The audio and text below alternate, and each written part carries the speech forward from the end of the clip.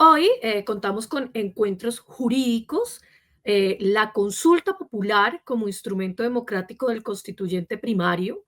Es importante resaltar que esta semana, el día 18 de marzo, fue el inicio de esta consulta popular a través de la movilización convocada por el presidente Gustavo Petro. Y pues en ese orden hemos invitado al doctor Carlos Rincón, abogado especializado y asesor legislativo. Muy buenos días, doctor Carlos. Muy buenos días, apreciada Karen. Cordial saludo para ustedes y para toda la audiencia. Para mí es un honor volver a estar en el programa Encuentros Pedagógicos. Muchas gracias por la invitación a usted y al profesor Miguel Ángel Pardo, ejecutivo de la Federación Colombiana de Trabajadores y Trabajadoras de la Educación, a quien también envío un fraternal saludo.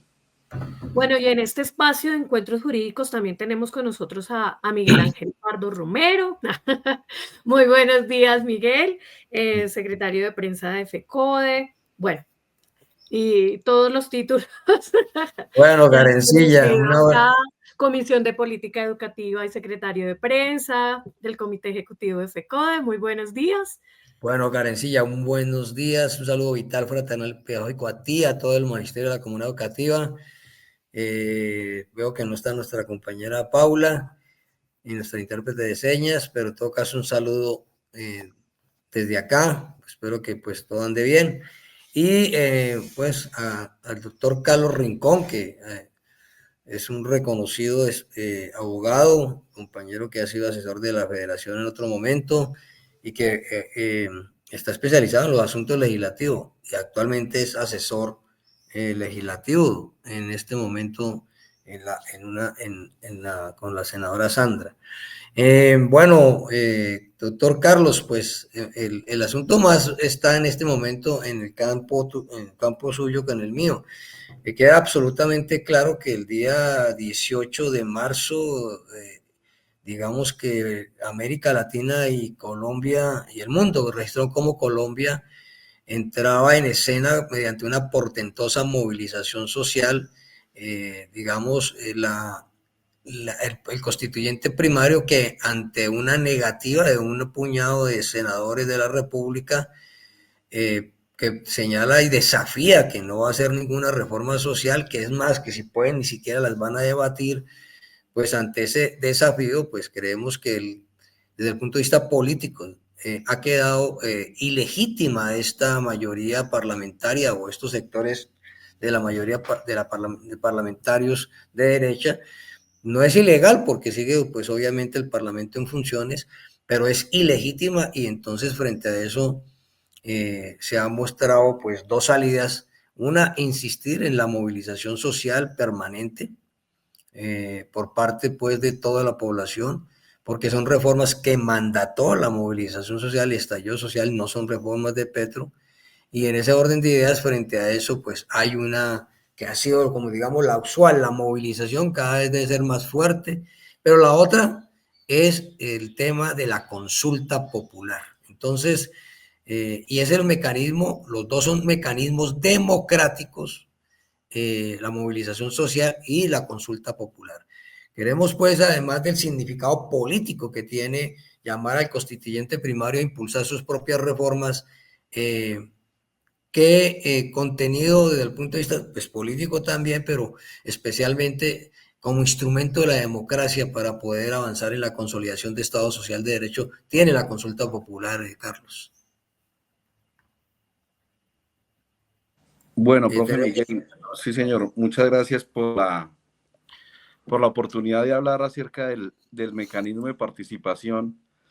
Tal vez uno de los mecanismos de participación menos utilizados, pero más nombrados en el orden nacional, y es que, pues precisamente a los gobiernos, digámoslo así, que les da cierto temor que las iniciativas que se proponen o que se propongan a través de consulta popular, pues no sean acogidas por el pueblo.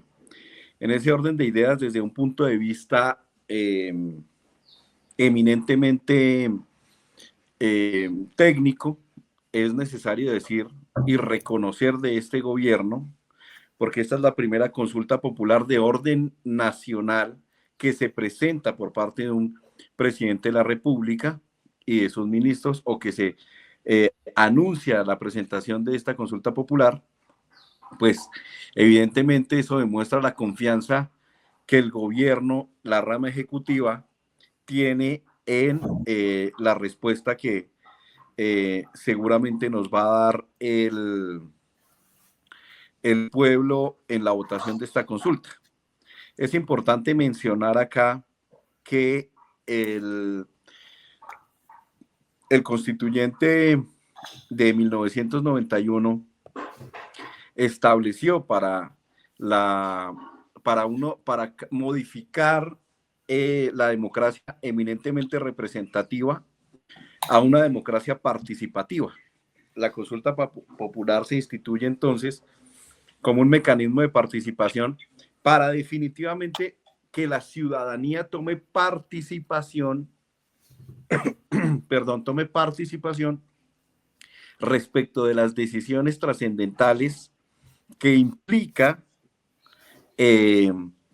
la actuación por parte del Ejecutivo o del Legislativo, tanto de orden territorial como de orden nacional.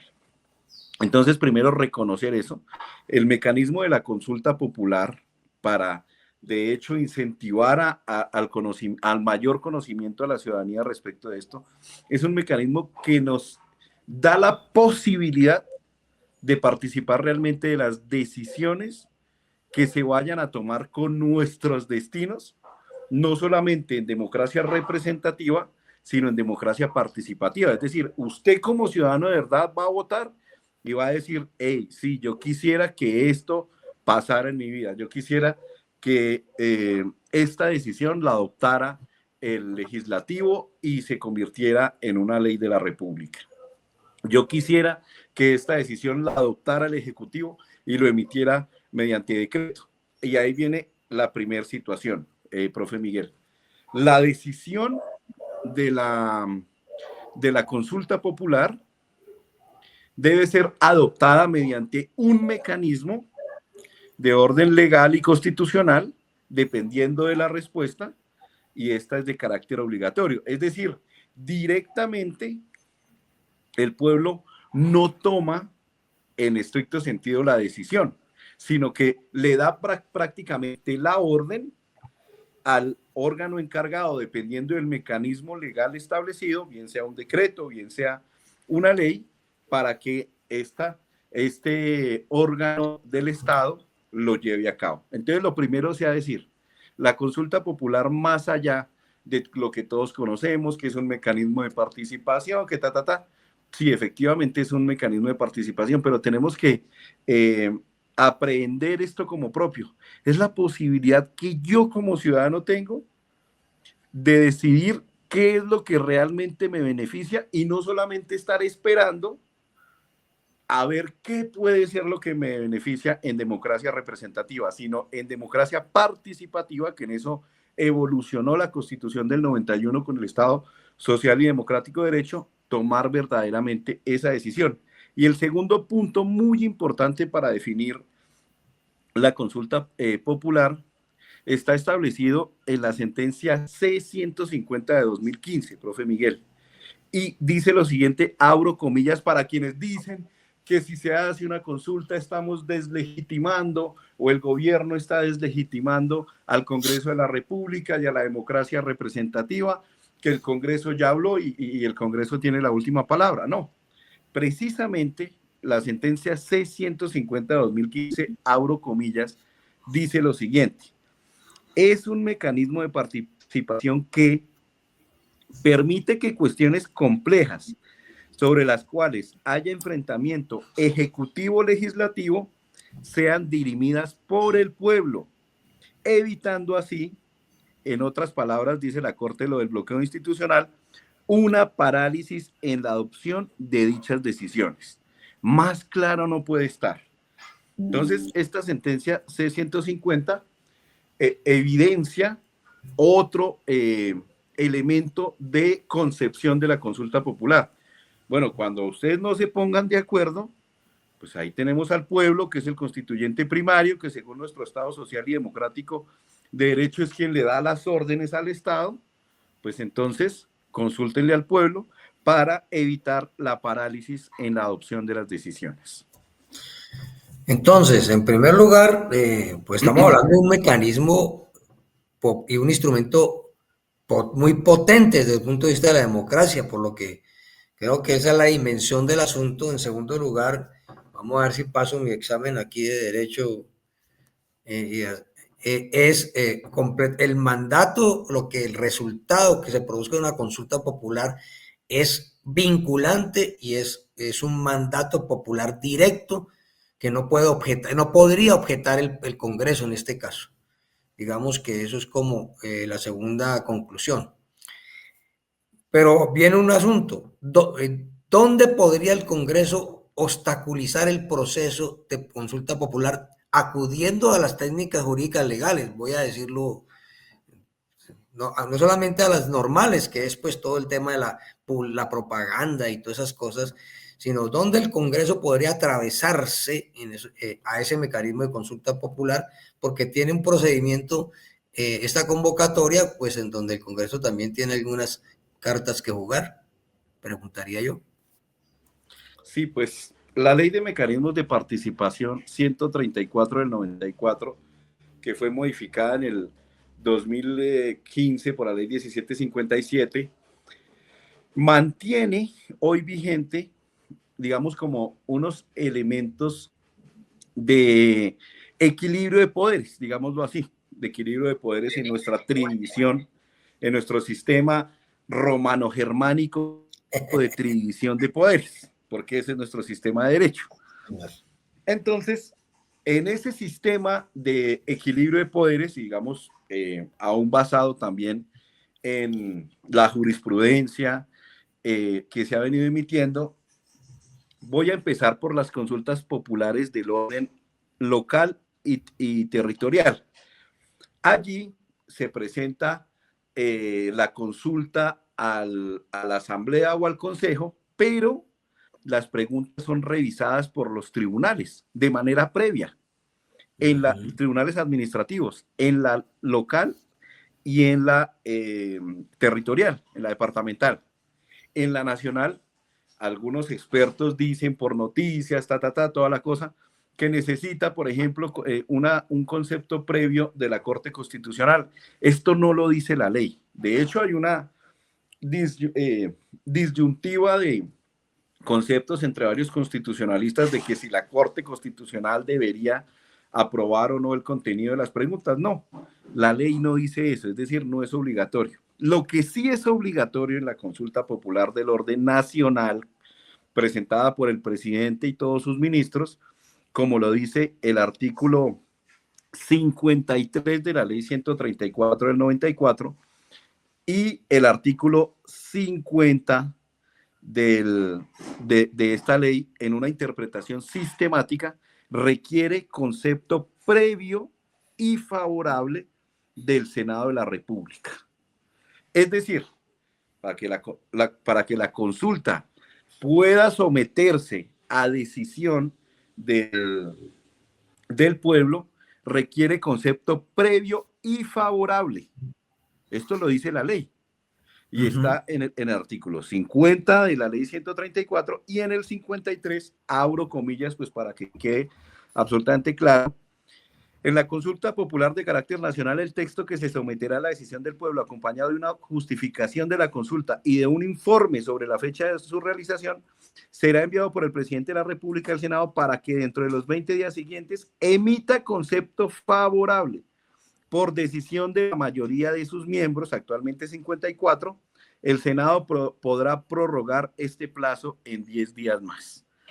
¿Qué significa esto? Hay otros expertos que dicen, no, solamente se necesita que pase por el Senado, no importa el concepto favorable. No, tiene que tener concepto favorable.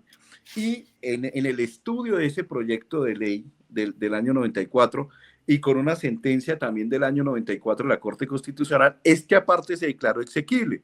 ¿Y por qué? Se dijo, pues porque tenemos que tener en cuenta la democracia representativa también. En este caso, el Senado hace las veces de nuestro sistema romano-germánico de equilibrio de poderes, y entonces le dice al Ejecutivo, mire, yo que represento al pueblo, le digo que esas preguntas que usted le va a hacer no cumplen con los requisitos constitucionales o no cumplen con requisitos legales, o simplemente yo considero que no le conviene al pueblo responder esa consulta porque yo la represento, haciendo una analogía con el plebiscito.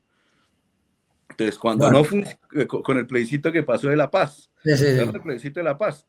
El plebiscito del pueblo dijo que no, pero el Congreso dijo que sí. Entonces, para llevar a cabo el procedimiento especial para la paz, procedimiento el PLEP, mejor dicho, que llamaron Fast Track después, pero es el procedimiento legislativo especial para la paz, que fue la implementación de los acuerdos de paz. Entonces uno dice, pues acá sí, evidentemente el Senado, no el Congreso, el El Senado, Senado. que es en donde no tenemos mayorías, le corresponde entonces dar concepto favorable de la consulta popular. Y aquí, pues, profe Miguel, sí hay que hacer por supuesto, la mención de esta situación. Es que allí es donde nos llama el gobierno nacional al, a la reciprocidad de la confianza, pues a nosotros que nos corresponderá como nación, como pueblo, pues nos corresponderá evidenciar qué parte del Senado es la que se sigue negando, esta vez no a legislar sobre el tema, porque por ese punto empezamos, no, a preguntarnos si le damos la orden a ellos de legislar sobre el tema. Este es un punto absolutamente central y clave, porque algunos han planteado que la consulta popular no tiene ningún sentido precisamente porque el Senado tiene que darle el aval a la misma. Sin embargo, yo creo llamar la atención de todas y todos de lo que acaba de expresar el doctor Carlos. Aquí viene la decisión política del Senado, especialmente de las mayorías de ese Senado que se ha opuesto pues a las reformas, a seguir mostrando su proceso o profundizando su proceso de ilegitimidad. Yo creo que eso es lo que nosotros tenemos que resaltar. Porque si son 54, pero no son los 54 que están en la oposición a la consulta, no son 54 los que sabotean la reforma, digamos que es una mayoría de esos 54, queda absolutamente más claro su carácter ilegítimo y en segundo lugar, ilegítimo frente a desconocer la solicitud popular, pero además ilegítimo en cuanto a que ese Senado pues se niega a cumplir su función. ¿A qué me refiero? Pues el Parlamento es para debatir y resulta que los hundimientos son un mecanismo democrático, sí, pero que de entrada es una negación de la función del Parlamento, que independientemente de la posición que se tenga sobre uno u otro proyecto de ley, pues la idea es que parlamentar significa poner los asuntos y las razones y motivos y argumentos en contraposición, pues para que pues emerja lo mejor para el Estado Social de Derecho y pues finalmente, pues si se vota a favor o en contra de debilitar o fortalecer el Estado Social de Derecho, ya será una responsabilidad política de los senadores y de los representantes y por supuesto de la gente que tendrá que reflexionar por quién votó. Pero digamos que el punto, el hecho de que el Senado tenga que dar el aval, no niega, y yo quiero que resaltar esto, y no sé si el doctor Carlos coincide, pues creo que sí coincide con, no niega pues el proceso, la importancia y la trascendencia del proceso que se ha puesto en marcha, que es un proceso democrático, pero también desde el punto de vista político muy potente, que es la consulta popular. Sí, claro, y es precisamente hacer esas diferencias conceptuales. No creo, no concibo que el Senado de la República, de manera política y no técnica, pretenda oponerse a una consulta que incluso puede tener revisión posterior por parte de la Corte Constitucional. Es decir, un ciudadano puede demandar las preguntas o como ellos mismos lo han venido haciendo. Ellos mismos demandaron, por ejemplo, la reforma pensional. Ellos mismos, por ejemplo, han demandado varias normas que han sido presentadas, los mismos senadores, y pues pasa por la revisión de la Corte Constitucional. Posterior, no de oficio, sino a solicitud de parte. Entonces, creemos, pues eso sí, obviamente el gobierno debe ser muy cuidadoso de cumplir con los requerimientos que ha impuesto la Corte para hacer las preguntas. Sí, no preguntar sobre articulados, no preguntar sobre la convocatoria de una Asamblea Nacional Constituyente, no preguntar, no hacer preguntas, por supuesto, que no tengan una respuesta concreta, estilo contrainterrogatorio de sí o no. Y por supuesto que las preguntas sean de orden constitucional, de fácil entendimiento para la ciudadanía. Entonces, si el gobierno se cuida en eso, presenta un informe serio desde lo técnico, lo jurídico y por supuesto lo político, pues no creo que haya motivo para que el Senado de la República se oponga en ninguna bancada a que se haga esta consulta al pueblo. Ahora bien, si está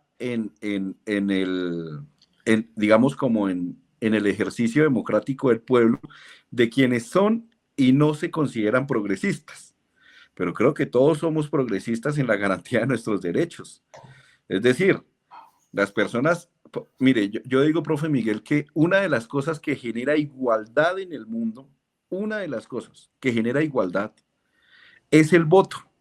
Porque así, Luis, digamos, el empresario, no voy a decir nombres, el empresario más grande del país tenga la posibilidad de obligar a sus empleados a través de las medidas que quiera a que vote de determinada manera, el voto de ese empleado y el de ese empresario va a valer exactamente lo mismo. Es decir, el empresario no puede votar el mismo 1000 veces, más plata que tenga. Entonces ahí es donde tenemos que hacer un llamado a la conciencia, nosotros pues que nos consideramos progresistas, y decir, bueno, su voto y el mío es el mismo, pues por favor.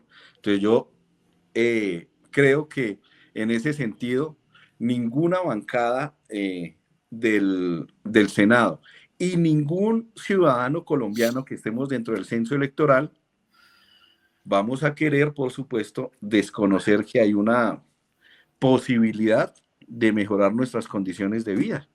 Bueno, doctor Carlos, creo que está planteado el tema, se ha puesto en marcha y en movimiento, esto es histórico, este proceso de consulta popular, y pues la próxima invitación entonces ya será para mirar ya los procedimientos concretos de cómo se debe desarrollar la consulta popular. Creo que ha quedado hoy pero muy preciso la importancia política, la importancia desde el punto de vista de la defensa del Estado Social de Derecho y lo potente del mecanismo de la consulta. Bueno, un abrazo, doctor Carlos, muchas gracias, nos vemos entonces en la próxima sesión, porque este tema empieza, y pues la invitación a todos nuestros colegas, especialmente a los de sociales, para que, bueno, es un tema absolutamente apropiado para desarrollarlo en las aulas de clase. Un abrazo. Muchísimas gracias, doctor Carlos Rincón. Miguel, muchísimas gracias. Este fue nuestro encuentro jurídico sobre la consulta popular como instrumento democrático del constituyente primario. Muchísimas gracias. Bueno, muy amables, muchísimas gracias, que tengan un excelente resto de jornada, y bueno, alcanzamos hoy a dejar la definición de la consulta popular. Muchísimas gracias. La segunda parte, doctor Carlos, no se nos va, aquí lo esperamos. Chao. Aquí lo esperamos, así es.